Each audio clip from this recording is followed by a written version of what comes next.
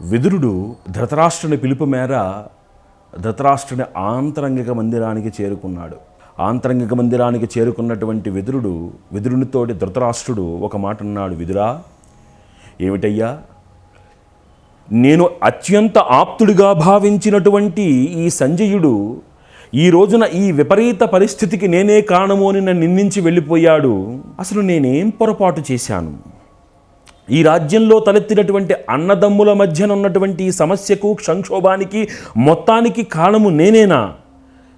ఇది ఏమిటయ్యా, నేను దుఃఖితుడనవుతున్నాను అని కొంచెం అతను గద్గద స్వరంతో మాట్లాడినప్పుడు విదురుడు, ఎందుకు స్వామి ఈ సందేహము మీకు? ఏ కారణం చేత మీకు ఈ విధమైనటువంటి ఆలోచన ఉత్పన్నమైందో ఒక్కసారి నాకు పూర్తిగా తెలియజేయగలరు అని సవినయంగా అతన్ని అడిగాడు. అప్పుడు ధృతరాష్ట్రుడు చెప్పాడు, ఉపప్లావ్యానికి రాయబారానికి చేరుకున్నటువంటి సంజయుడు ఈ సమస్య అంతటికి నేనే కారణము, మిగిలిన రాయబార సందేశమంతా కూడా రేపు సభలో చెప్తానని నిన్ను నిందించి వెళ్ళిపోయాడయ్యా. అప్పటి నుంచి నేను ఈ మానసిక వైక్లభ్యంతో బాధపడుతూ నాకు కాస్త ఉపశమనం కలిగించిన సమర్థుడవు నీవు కాబట్టి నేను పిలిపించుకున్నాను అని అన్నాడు అతను. నాకు మనస్సుకు శాంతి కలిగించగలిగినటువంటి సమర్థుడువు నువ్వు కాబట్టి నిన్ను పిలిచానయ్యా, నాకు మనస్సు చాలా వికలంగా ఉన్నది అన్నాడు. అప్పుడు విదురుడు ఒక చక్కటి మాట చెప్తాడు. నిద్రలేమి ఎవరికి ఉంటుంది అన్నదానికి ఆయన కొన్ని కారణాలు చెప్తాడు. ధృతరాష్ట్ర, భయానికి కానీ నిద్రలేమికి కానీ కొన్ని ప్రత్యక్ష కారణాలు ఉన్నాయి. ఇవి మానవుని యొక్క చిత్తచాంచల్యానికి ఇవన్నీ కూడా హేతువులు. బలవంతుని చేతిలో దెబ్బలు తిన్నటువంటి బలహీనుడు పగతో రగిలిపోతూ, కోపంతో రగిలిపోతున్నప్పుడు, డబ్బు పోగొట్టుకున్నవాడు, ఇతరుల డబ్బును దొంగలించాలి అని కాచుకున్నవాడు, కామంతో మనస్సు కలత చెందినవాడు నిద్ర పట్టక అవస్థ పడతారు, మనసు వైక్లభ్యాన్ని పొందుతారు. వీటిల్లో నీకు ఏ లోపం ఉన్నది? వీటిల్లో ఏ దోషం నీ వద్ద ఉన్నది? ఎందుకు నీకు నిద్ర దూరమైనది?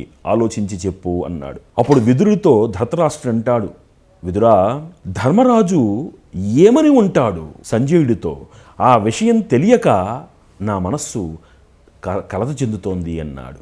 చూడండి, ఇందాక నిద్రలేమికి కారణాలు చెప్తూ ఇతరుల డబ్బును దొంగలించాలి అనుకున్నవాడు నిద్ర పట్టక సతమతమవుతాడు అని చెప్పాడు.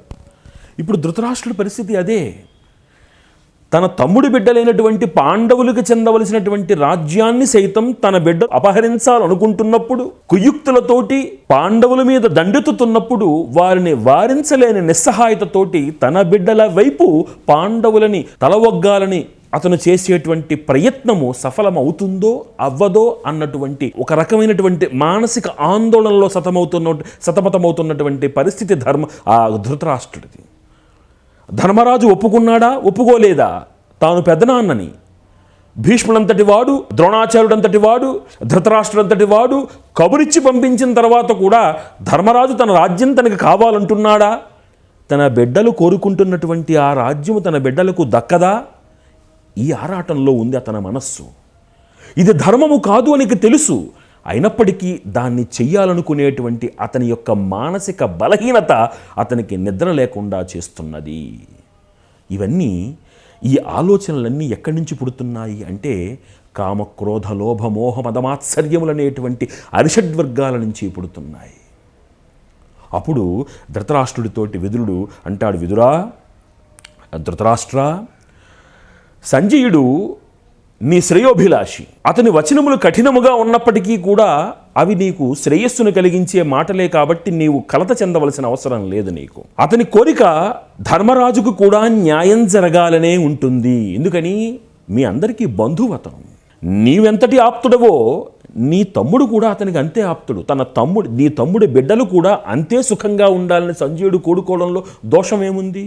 ఒకవేళ ధర్మరాజు తన గౌరవం తనకి దక్కి తన రాజ్యభాగం తనకి దక్కాలని సంజయుడితో చెప్పినా సంజయుడు దాన్ని ప్రశంసిస్తాడు తప్ప విమర్శించడు. కాబట్టి నీ శ్రేయోభిలాషిగా సంజయుడిని చూడు. అప్పుడు ధర్మరాజు అన్నాడు, నీవు చెప్పినది సత్యమే. ధృతరాష్ట్రుడు అంటున్నాడు, నీవు చెప్పినది సత్యమే. నీవు వివేకివి. ధర్మాధర్మాలు, నీతి అవినీతి ఇవన్నీ తెలిసినవే. కానీ ఈ విధమైనటువంటి ప్రాపంచికమైన విషయాలతోటి నా మనస్సుకు ఆనందం కలగటం లేదు నాకు. విదురా, నీ అమృత వచనాలని ధర్మయుక్తమైనటువంటి ప్రబోధంగా మార్చి నా మనస్సుకు శాంతిని కలిగించు.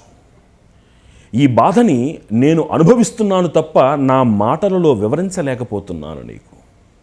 దయచేసి నీ అమృత వచనములతోటి ధర్మాన్ని నాకు తెలియచెప్పు, అది నేను ఆచరించగలిగే స్థాయికి నన్ను తీసుకువెళ్ళు అని అక్కడ అతను శరణు వేడడం జరిగింది. చాలా జాగ్రత్తగా గమనించండి. ఎంతటి అహంకారి అయినా